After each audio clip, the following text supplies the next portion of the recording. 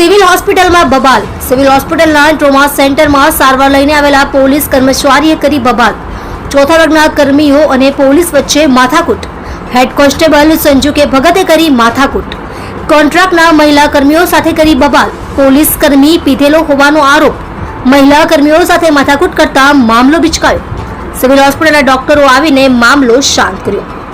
આપ જોઈ રહ્યા છો સોમવાર time news channel bureau report Surat.